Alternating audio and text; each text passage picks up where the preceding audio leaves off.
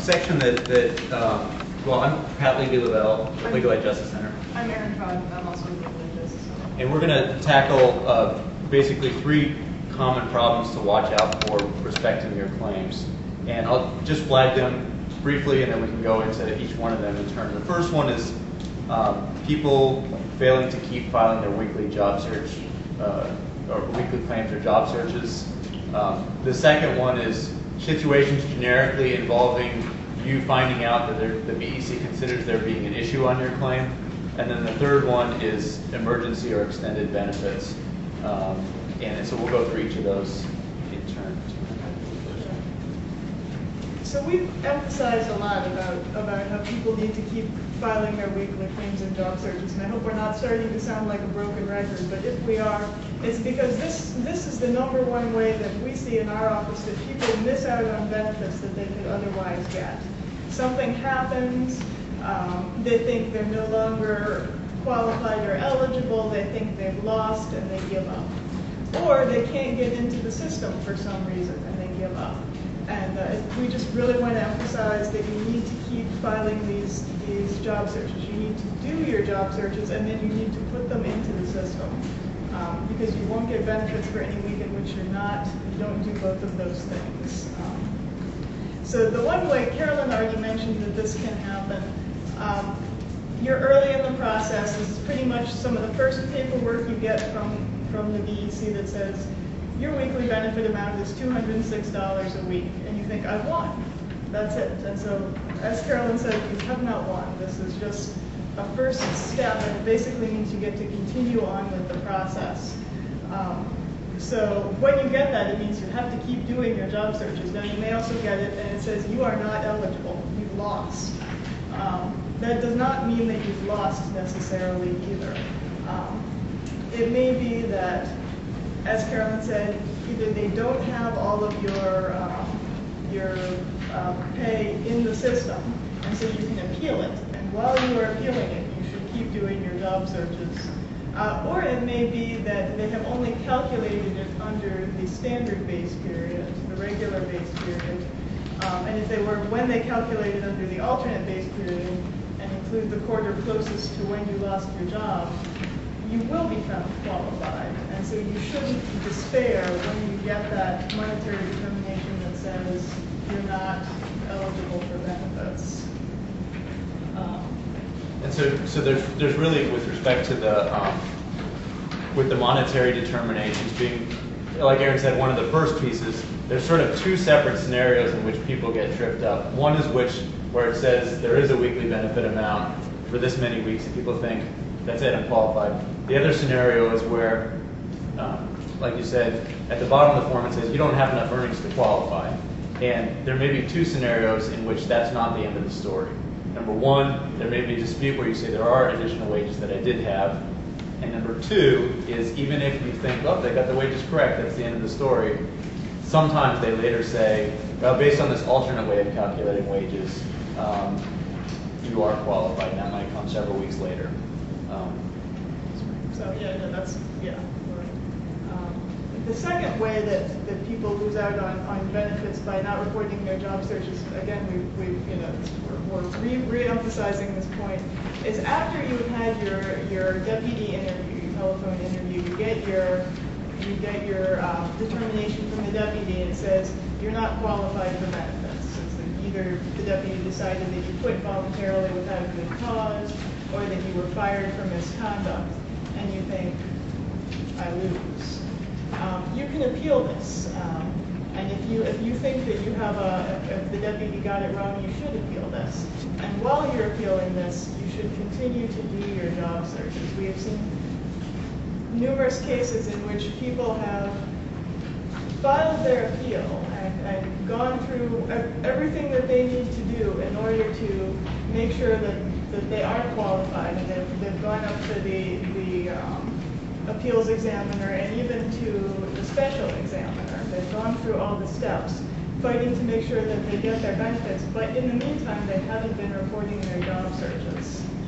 And that's just crushing when you've fought this whole battle and you've gone through the whole 8-month process. and at the end it turns out that you're really not getting any money, or you're not getting very much because you stopped reporting back when you got the deputy determination. So that's definitely a situation you want to avoid. So this holds true throughout the process, throughout the qualification process. When you go to the deputy and you get an adverse decision from the deputy, let's say you appeal that and you get an adverse decision from the appeals examiner, and the appeals examiner says, no, you're still not qualified. And you appeal that, and you get to the commission, and the commission says, okay, you're qualified. If you've been doing your job searches that whole time, you'll get your back benefits in a lump sum payment. And so this holds true throughout the process, that while you are going through, you need to be reporting your job searches. I apologize that we're repeating this over and over again, but it bears repeating. And there's a couple things with respect to making weekly claims, and we're on page 23 now, that you want to keep in mind. The VEC considers weekly claims or job search reporting being timely if it's done within 28 days of the week of the last benefit reporting, or within 28 days of the week for which you're reporting.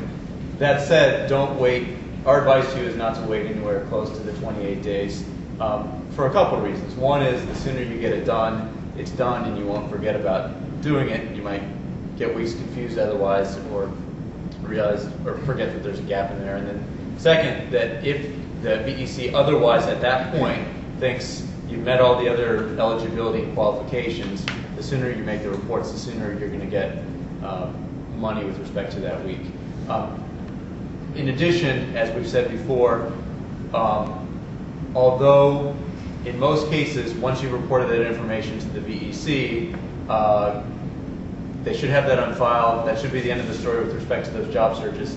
However, occasionally there's glitches, or something comes up, or there's a dispute or a question about the searches that you've done, and so it's helpful to keep, as far back as your claim goes, a detailed search record of your weekly claims, and also any information you have establishing that you made reporting at a particular time. For example, internet printouts certifying that you made reporting at a certain time.